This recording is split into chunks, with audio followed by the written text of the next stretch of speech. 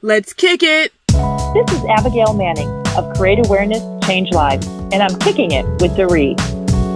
Welcome to the Kicking It with Doree show. I'm your host, Doree Allen-Nieves, and today my guest is Abigail Manning. Abigail is an awareness creator who conducts training, workshops, and consulting on abuse. Having experienced childhood abuse by both of her parents and domestic violence as an adult, she combines her double degree in communications and 5 years of intense reach to create awareness of the codes, cycles, and connections found in all forms of abuse in a surprisingly engaging and empowering style. Welcome to the show, Abigail. Thank you. I'm so happy to be here.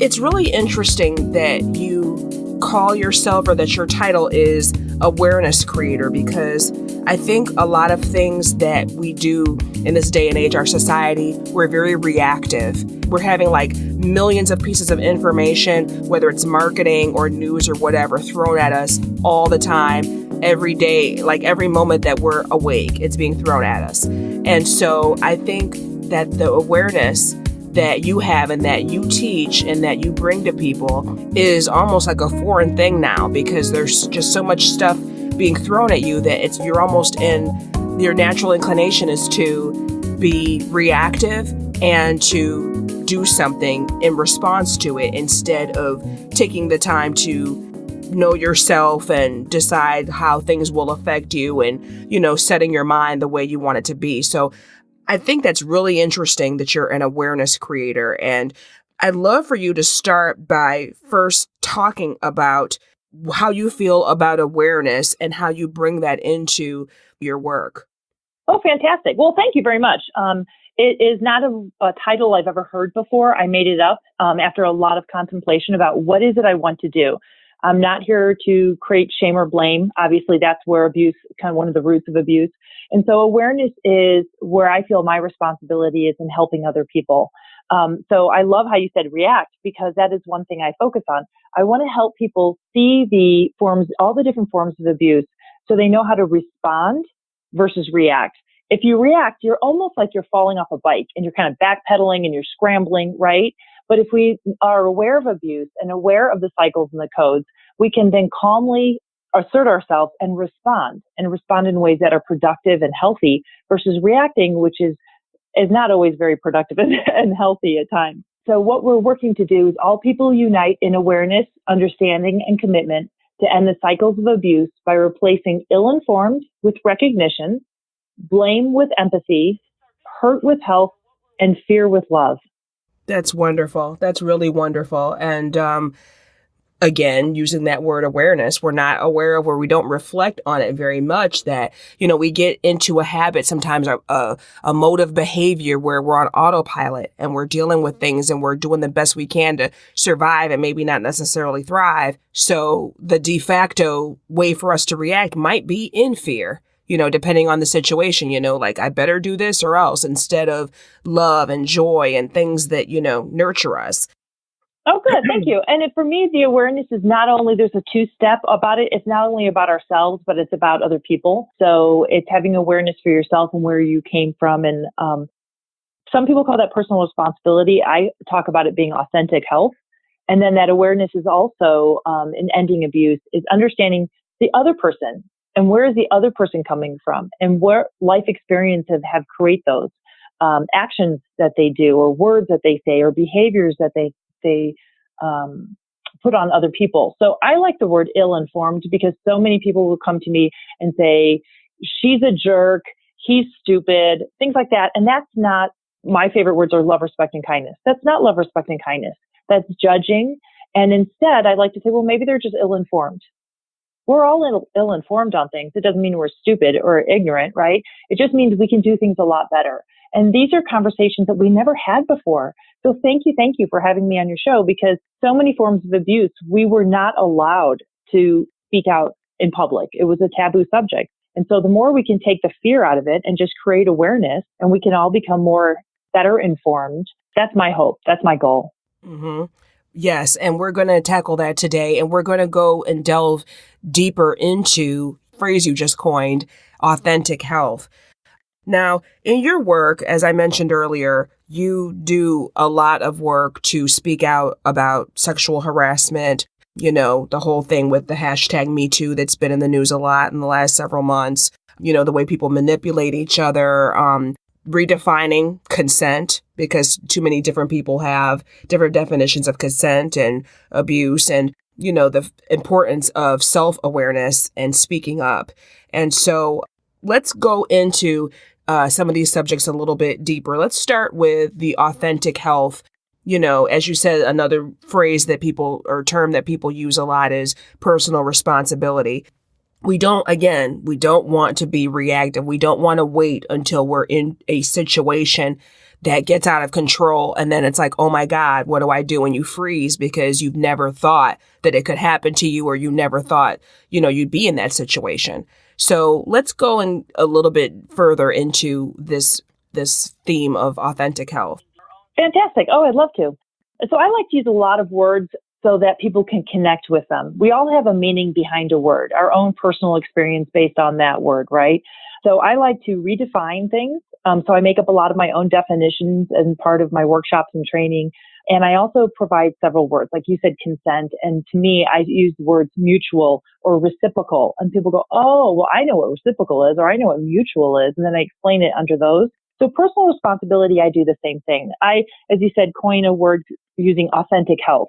Authentic health to me means that you have ownership. You have ownership over yourself. You have ownership over your past. You have ownership over how you're going to respond. Because the definition I use for any form of abuse, so I just did a big workshop for the Colorado Capitol, a large group of senators and representatives and their aides and staff on sexual harassment, but I also speak on child abuse and domestic violence. And all of them, my definition across the board for any form of abuse is where one person uses manipulations to gain and maintain power and control over another person. That's across the board. So it's power. It's about power and control. So if I can own my own power and control, no one can take it from me, right? Mm-hmm. So that's part of that authentic health. And my goal is that there are no more victims. There aren't people who are, because in the sexual harassment, I have a lot of people coming to me on both sides that are saying, I was sexually harassed. What can I do? How can I stop this from happening? It's happened to me a couple of times. And I have other people saying, all I did was compliment her boots and I literally got fired. An engineer got fired from a job because he complimented, and the woman took it as sexual harassment, and he was complimenting boots, not sexual harassment, right? So where's this ownership of what is and what is not across the line? The big thing about abuse is it always starts small and it grows big. And so when we can understand that and we can start seeing it, then we don't have to let it grow big. We can stop it in its tracks. And I have 3 steps on how to do that. So the first step to me is recognizing what is unhealthy and what is healthy behavior in ourselves. So that's where we have to literally face our fears. Like you said, we can't just kind of numbly go through the day and push everything down. All of us have had some form of trauma, overt stress, abuse, adverse circumstance in our life. And especially if it stems all the way back from childhood, it's going to start small and continue in your life until you face your fears. It's a cycle that's going to continue. For example, in some of the data reports show that 1 in 3 prisoners have admitted to having been abused in childhood. So if you think about it, if a kid is abused in childhood, right, then they're trying to numb out. They go into lots of different forms of addiction. Addictions can run from gambling to drugs to alcohol to sex to overeating to undereating. And then when you don't have the money to support that, some people turn to crime to get the money. Then they get caught in that, and then they're thrown in jail. And now that cycle just continues. How does that person get out of that cycle? How we get out of it is to have self-awareness, self-actualization, so that we understand where we came from and where we are now. So I call those, a lot of those purple threads. The purple threads are what are woven in you from your past. People who've told you what you are, limiting statements about you. You are not smart. You are never going to make it in this world. Who are you to shine? Any of those limiting statements that people have put on you that you believed because you trusted them, right? They had the power. They had the control. They were your teachers. They were your coaches. They were your parents. They were your siblings. And so those purple threads get so woven into you that a lot of people, including myself, I believed them as truth. I really thought it was truth. And I had to do a lot of really hard work to understand that that was not truth. That is not who I am. That does not define me. And then really working on your self-worth. So you don't have self-criticism and self-doubt and self-judgment and self-pity, because that really literally will blur your view of yourself and other people. So the first step is really getting to know yourself and owning your own power and control. Does that make sense?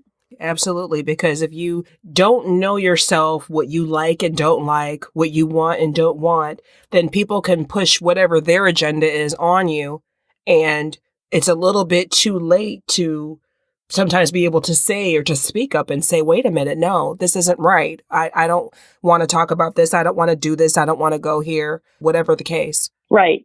And it also becomes totally everything you said, and it becomes a self-fulfilling prophecy. So if someone, for example, my parents, so I grew up, as you said early, very on that childhood abuse by both of my parents. And one of my purple threads was that I'm not smart. I'm stupid. You're never going to make it. Nobody could care about you. You're ridiculous to think that anybody actually wants to hear what you have to say. That's absurd. Those types of things. So I was always kind of playing it small, right? And I didn't speak my mind, and I didn't feel like I was smart, and I didn't have the confidence in me to think, well, I better not say something. I was overly empathetic. If I had said something, then I might be perceived as unkind, right? And heaven forbid, I didn't want to be that. Versus now I realize I have that self-aware that, no, actually, I'm really smart. I've gone through a lot of things in my life, and I'm a really smart person. And how now I communicate with people is different, and then they can see it. So they know they can't take my power and control. They know, like, for example, the domestic violence. When you meet the person, they're really kind and nice. No one's ugly in the beginning, or you'd never go out with them again. And they find out that information. They find those purple threads about you. And then if they are a manipulator, they'll play them against you in the future, and they'll pull on those. And then you believe them. You're right. I'm not very smart. Well, you better listen to me because I am smart. And it starts this cycle again. And that's why abuse is always a cycle. They find out what the flaws are, or your purple threads, and they play on those. But if you know, no, you know what? I'm really smart. I don't need you telling me that I'm not. Then you don't listen to them. They can't take your power and control. They can't influence you. Yeah, there's a certain kind of person that has to be vulnerable enough to be able to come under these wiles. That's why children are so, unfortunately, such common victims of abuse, because they're so vulnerable. And I know that's one of the areas that you delve into when you speak and counsel people. Perfect. And you talk about something that's really important. There's two words that they use. It's called grooming and gaslighting. So a lot of times children are groomed. They're told from a very beginning time, you got a B plus, what, you couldn't get an A? Wow. Things like that. Like, it's constant, and it's grooming you to fall into their trap. And then gaslighting is used a lot of times more in adults, but basically people that have an ability to make you feel like they're crazy. So I'm glad you brought that up. So the second step is then recognizing other people. What is their path? What is their unhealth? What is in their life? When you can recognize what is healthy and unhealthy, then you can determine if that is their intent. And again, I go back to that gentleman who was fired because of the boots. Was his intent to take away her power and control? Was the intent to intimidate her? Was the intent or was he just kind of a socially awkward guy who was told to interact with his staff more? And he's like, I like your boots. Those are cool boots. Maybe it was uncomfortable. Maybe you can just say, thank you very much. Hey, about this project, and go back to the focus. Or was his intent to intimidate her? So that's where I feel like a lot of the sexual harassment gets lost. And it's tricky, because if you're looking at the intent, you have to know the person, and you have to know what is unhealthy versus healthy. So both in yourself and as in the other person. What are you sensitive to? What is that person trying to pull on your purple threads or not? Or is that your ownership? Are you going to own that you're sensitive about, quote unquote, not being smart? Something like, that along those lines. So for me to help people see unhealthy versus healthy behavior, I tell them, how do you feel when you're with this person? Are they always unhealthy? Would be like they're changing their minds, they're confusing, you're not as sure what the expectations are. you hear one thing and then the next day that was wrong and you should have done it this way. There's a lot of should have, could have, would have. There's a lot of finger pointing back at you, putting shame and blame. There's always isolation. Abuse in that original definition is one person to one person. You don't find this abuse happening with a bunch of groups of people typically. Not when we're talking about the sexual harassment portion. If we're talking about bullying, then yeah, that can change. But is this person judgmental? Is this person using blame? Is this person intimidating? Versus a healthy person, they don't want to be intimidating. They want to be impressive. They want to build other people up. They take their own responsibility. They're clear, they're calm, they're consistent, they're constructive.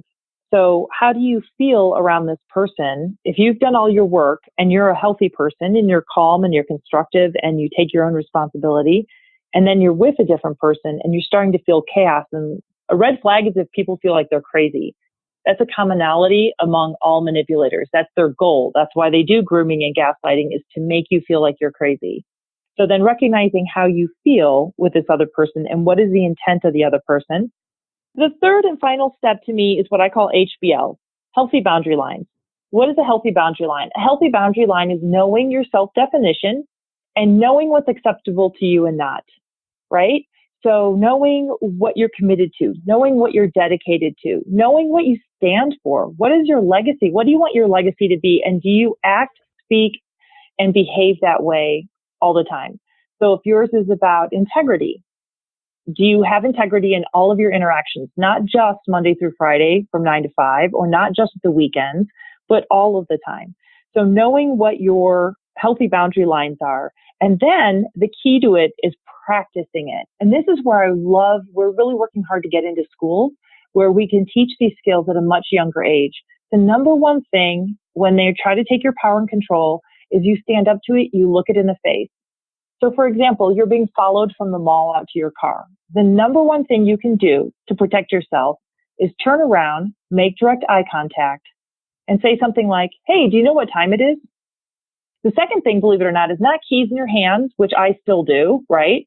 But an umbrella. If you have something, because a key in your hand is hand to hand, and typically the perpetrator is a guy on a girl, but not always, but that if you have an umbrella or something longer that you can use.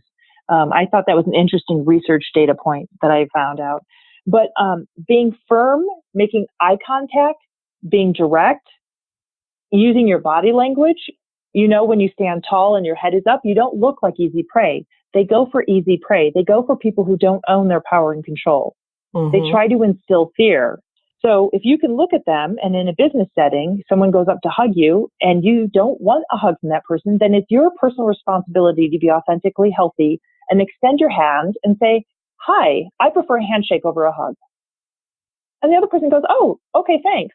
And I think, to be honest, the problem is that women are taught a lot of times to be super polite, be kind, have empathy, right? And we don't know how to say, that makes me feel uncomfortable. I'm not okay with that. I prefer a handshake to a hug. We don't know how to be clear. So when I coach people, they say, well, I can't be that direct. And I said, then be firm and kind. Thank you so much. But I'd rather have us focus on this report than my boots. And that's something I feel like if we practice it, and it sounds so weird, but being an athlete, you have to practice, right? You can't go out and do a great tennis serve the first time you try it. You practice, and you figure out what works for you or not. I have clients where I just say HBL, and they know what that means. You don't have to say, well, that was you, and you don't do shame and blame back to them and finger point and say, you are disgusting, or you are over the line, or you are inappropriate. That's okay if it's happened, but it starts small. So start small. Start with those things of the word no. No is a great sentence. I like the word no. I really appreciate those tips. I think that one of the things you're doing, not only are you disarming a potential, perpetrator with some of those scenarios, but you're also taking the emotion out of it. You could very well be afraid inside when you feel like someone's following you or watching you or whatever. But by you turning around and saying something and brushing it off, it's like, okay, I see you. I know you're there. And even though inside I'm afraid of you and I don't know what you're about to do, I'm really like trying to show you that I'm not afraid of you. And the same thing with the office situation or whatever. When you can take your emotions out of it somewhat, which is difficult for us, I know, I think that that's helpful. I think it makes you look a little bit less vulnerable, makes you look a little bit less like a victim as far as, the way that you're being perceived. Because like you said, in these situations, there's someone that is about to perpetrate a crime and there's someone that is a victim or looking vulnerable, like they could be a potential victim. And so I really feel like when you're doing that, not only are you disarming them, but you are making yourself look less vulnerable. Even if you're feeling scared inside, you're not emotional. You're not like, oh my God, you're calm. You're polite and kind, but you're still firm. Right. And that's where that is, you're responding versus reacting. And if we can respond like people who have been trained, for example, first responders, right? They don't panic. When a firefighter or a policeman or ambulance pulls up, they stay calm and they go into what they've practiced. Be clear, be calm, be concise. And it doesn't have to be this big elaborate thing. It can just be eye contact and direct communication. That's it. No, thank you. Or let's focus back. And again, they're always trying to shift the focus. So focus it back to what is appropriate, right? You don't even have to criticize them. You can just say, if you want to, you can say that's inappropriate. That's wonderful. But that's really hard, especially if you're going to be working with this person or if that person is your boss. So I like saying things like, I prefer we get back to the project. Let's refocus on why are we in this meeting? I know your time is valuable. My time is valuable. Let's get this figured out instead of all the side comments that kind of get people derailed. But it really comes down to practicing it. You have to practice being assertive and looking people in the eye and being direct because they're going to test you. It's going to start off small. They're not going to come. So if we're talking about sexual harassment and someone has you into their office and they're all of a sudden undoing their pants, let's say, right? It didn't start there. It started several steps before them standing too close, them constantly hugging you or something like that. We're not talking about assault. Assault can just come out of nowhere, right?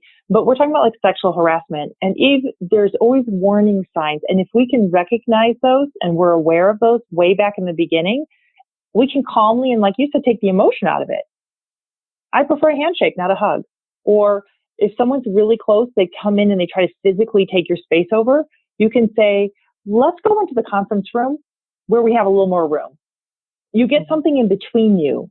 You go on the other side of their desk. You stand on the other side of their chair. And because it's always one-on-one, if we're talking sexual harassment, a lot of the things, even parents that are abusive to their kid, they won't do it if there's another person in the room.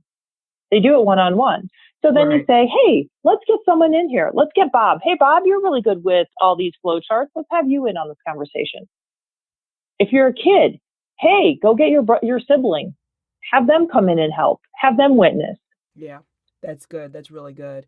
I think it kind of explains it is that we just have blurred vision about ourselves because you know why? It's hard to really be self-aware and self-actualize, but really start listening to yourself when you get in a situation and you all of a sudden feel sick to your stomach or scared to death or something like that. Stop, take a couple of breaths and ask yourself, why am I feeling this way? Why am I feeling this way? And you're going to find there's commonalities. You're going to find it's the same theme over and over. And that's your biggest purple thread. And then I would say go after pulling that out of yourself. It's hard. I mean, it takes time. It's frustrating that it can keep coming back, especially if you're older and you've experienced childhood abuse and it's been in there for a long time. So that's all I would say is like face your fears, resolve any kind of your overt stress or adverse childhood or trauma or abuse that you've experienced, and then recognize what is someone else versus your own, but always hold on to your own personal power and control. And it seems really weird, but it's kind of fun. You can practice with your best friend. You can practice with your partner. You can practice with your kids. You can just practice at different times. And one of my favorites, I've asked friends. So I've had parties where I say, okay, let's go around the room and everybody give me your best way to stop something. And one of my friends, she's this tiny little thing and she puts her hand on her hip and she'll say, oh, no, you didn't. Like this, because she works in an all-male industry and that's her favorite go-to line. And it brings humor into it, right? So it's not combative, but there's no mistaking her words. She is not a prey. She is not about to give up her power and control, and she's going to hold you to her HBL. Yeah, she's not pretending that, you didn't just do or say what you just did. So that's excellent. Right. And she brings humor. I just loved it. So everybody has to have what's comfortable for them, and then you have to practice it. So like when you said you're really scared, you're going to be scared, especially the first dozen times you try it. But if someone is following you to your car, or your boss keeps getting closer and closer, or a coworker or something like that, practice it so that you're responding because you're hardwired, fight, flight, or freeze, right? So you're hardwired into those things. So you don't want to go into reaction and panic. You want to go into the calm responding mode and have one go-to line that when you're the most stressed out, you know that one line and you can do it. I think that you have to have a balance between worrying about offending someone and being polite and protecting yourself. Do you care more about offending someone than your own personal safety? Because if something happens to you, it affects you and it affects others too. It affects, your family members. It affects if you have children or, a partner. It affects everyone. It impacts you. So it's not just about us trying to be politically correct or be polite or not offend someone or be nice or not look weird because we keep turning around and checking things. It's about your personal safety and just making sure that, it's okay for us to put ourselves first. I did a show about this a few months ago, and it was a slightly different angle that I was going for, but it still rings true. It's okay to put yourself first. It's okay to say, you know what? No, I think I'm going to go ahead and step out now. I don't think I'm going to wait for this or whatever. Absolutely. I love what you said. So that's where when I work with men and women, and these are stereotypes, okay? But what I hear from men is, why aren't women direct? I can't read their mind. I don't know what they want. Some of them are like, I thought we were friendly and kind of bantering, and I don't understand the nonverbal behavior cues. Like, some people just don't get that. Some people are really strong at understanding other people's body language, but they're really weak in science. Other people are really strong in science, but they're really kind of clueless about other people's body languages and personal zones and what's too close and what's too far. And they have some social awkwardness. And that's why it goes back to that intent. So I try to tell everyone, men, be direct. And a lot of times, what I hear almost every single time for women when I role play with them, they say, oh, I could never do that. That's too direct. That's too direct. And I said, well, then be firm and kind.